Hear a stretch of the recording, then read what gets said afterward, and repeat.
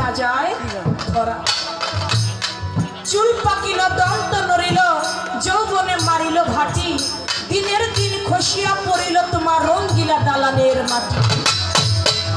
শিশু না কাল গেল হাসিতে খেলিতে, যৌবন কাল গেল তোমার রঙ্গে, বৃদ্ধ কাল গেল ভাবিতে চিন্তিতে, মুর্শিদ ধরবা কোন কালে।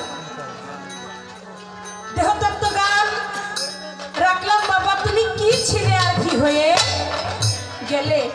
তুমি যেভাবে দুনিয়ার মধ্যে এসেছো আস্তে আস্তে করে তোমার সেই শক্তি কমে যাবে। তাই বলেছেন আমাদের গ্রামের মধ্যে এক বৃদ্ধ লোক, বয়স হয়ে গেছে, তো যখন গায়ের মধ্যে শক্তি ছিল গ্রামের লোকজন অনেকে মুরিদ হয়েছে। শুধু ওনারে বলে ভাই আমাদের এই গ্রামটা এলাকাটা তরিকাপন্থী, কেউ আক্রোশী গিয়ে মুরিদ হয়েছে, কেউ চন্দ্রপাড়া মুরিদ, কেউ ভান্ডার শরীফ মুরিদ, এক একজন এক এক দরবারে মুরিদ। কিন্তু আপনি যে মুরিদ হন না, আরে বেটা পিসাবি তো খুঁজে পাই। আমি যে মুরিদ হবো, আমি তো পীরে খুঁজে পাই না, মুরিদ হবো কোথা থেকে। এমনি চিন্তা কইরা উনি আর মুরিদ হয় নাই। বৃদ্ধ বয়স যখন হয়ে গেছে, বৃদ্ধ বয়স হয়ে গেছে, এখন আর ঠিক মতো চলতে পারে না, হাঁটতে গেলে পড়ে যায়। এখন সবাই বাড়ির যারা ছিল তাদেরকে বলতেছে, দেখ এখন তো বয়স শেষ, এখন বয়সের আর রাস্তা কি, এখন তো হাঁটতে গেলেও পা চলে না, আমাকে ধরে একটু নিয়ে চল, একটু গিয়ে চন্দ্রপাড়া গিয়ে একটু মুড়ি ধুয়ে আসি। গিয়েছে, একবারে বৃদ্ধ বয়সে গিয়া বলে, বাবা এই যে নৌকা ডুবুরে ডুবু, এই নৌকা তোমার ওরে দয়াল। কি বলি বাবা, কি বলি দয়াল, আমি কি বলি বা। ভাঙ্গা নৌকা নিয়ে গুরুর কাছে গিয়া কই, এই যে নৌকা ডুবুরে ডুবু, এই নৌকা তোমার। আচ্ছা বাবা নৌকাটা কি, যখন ভালো ছিল তখন যদি একজন মুর্শিদের কাছে যেত তাহলে এই ভাঙ্গা নৌকা আর হইতো না।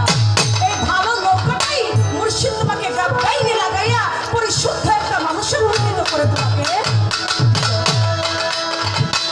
তাই বাজান যৌবন যার যুদ্ধে যাবার সময়,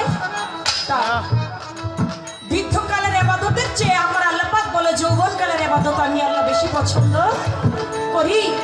তাই আমরা যেন সঠিক সময় সঠিক একটা মানুষের কাছে যেতে পারি।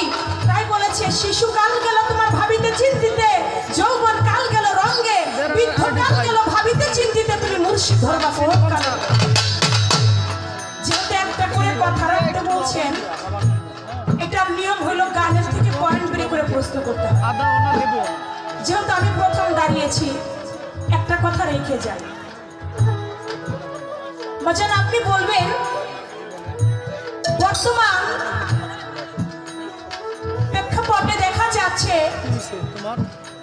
গুরু মিলে ঘরে ঘরে ভক্ত মেলা ভীষণ দায়।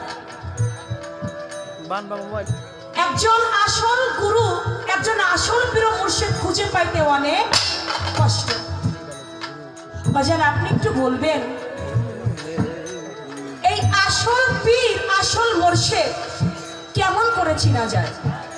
খাঁটি পীরের আসল পীরের লক্ষণগুলা কি, যে লক্ষণগুলি দেখলে মানুষ বুঝতে পারবে যে না আমার আদম আলী চান একজন সত্যিকারের ওলি, আমার মকিম চান একজন আল্লাহর সত্যিকারের ওলি। এই তাদের লক্ষণগুলা কি, কিভাবে বোঝা যাবে যে না এরাই হচ্ছে আল্লাহর সঠিক একজন ওলি? এই ছোট্ট একটা পয়েন্ট আপনার কাছে আমি রেখে গেলাম। যেহেতু আপনি গান করলে গানের থেকে পয়েন্ট ধরে আবার কথা রাখা যাবে, একটা কথা আমি আপনার কাছে শুধু তরিকা ভাবটা থেকে আমি রেখে